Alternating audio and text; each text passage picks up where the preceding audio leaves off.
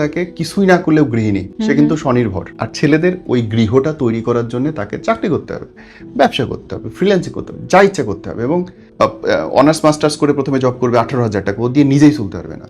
30 থেকে 35 হইলে তখন তার বেতন হবে 40,000 টাকা, তা দিয়েও তার চলে না। 40-এর পরে গিয়ে জেনারেলি 50-এর উপরে ওঠে বা লাখের কাছাকাছি যায়, তখন গিয়ে সে বিয়ে করতে পারবে। এই যে দীর্ঘদিনের অর্থনৈতিক শোষণ, এই যে পুরো দায়িত্ব নেওয়ার অসুবিধা, পুরুষরা বিয়ে করতে চায় না এই কারণে। নাম্বার 1। নাম্বার 2, তুমিই বলো তোমার সামনে এমন কোন ছেলে আছে যাকে তুমি দেখলে বলবো যে আমি এটা বিয়ে করতে চাই? থাকলে তুমি এতদিন করে ফেলতে নাই। বিয়ে করার সময় মেয়ে খুঁজে পায় না ছেলেরা, মেয়েরা ছেলে খুঁজে পায় না। কারণ হচ্ছে আমাদের এক্সপেকটেশন। তুমি তোমার বাপের যে স্ট্যান্ডার্ড সেটা তুমি তোমার হাজবেন্ডের মধ্যে চাও। আরে ভাই, তোমার বাপকে তুমি দেখতেছো আজকে বিয়ের তার 26 বছর পরে।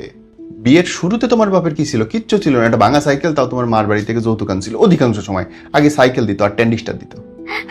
আমাদের ছেলেদের কি হয়েছে? ছেলেরা ফেসবুকে, ইনস্টাগ্রাম, টিকটকে ফিল্টার মারা ছবি দেখে ক্যাটরিনা কাইফ ভেবে যাচ্ছে, গিয়া দেখে সকিনা বসে আছে সামনে। ও মাই গড, ইয়ো ম্যান, তো কি করবে? এক্সপেকটেশন আমাদের সবার বেড়ে গেছে, সেই তুলনায় চোখের সামনে সব পান্তা ভাত। দ্যাটস দ্য রিজন আমাদের বিয়ে হচ্ছে না। এবং আমি নিশ্চিত এই ঝামেলা বাড়তেই থাকবে। সবচেয়ে বড় ঝামেলা হবে হচ্ছে এর পরে বাচ্চা নেওয়ার সময় বেড়ে যাবে কমপ্লিকেসি। দেখবা প্রচুর IVF সেন্টার বেড়ে যাবে বিভিন্ন জায়গায়, কৃত্রিম পদ্ধতিতে বাচ্চা নেওয়ার প্রতিষ্ঠান বাড়লো বলে।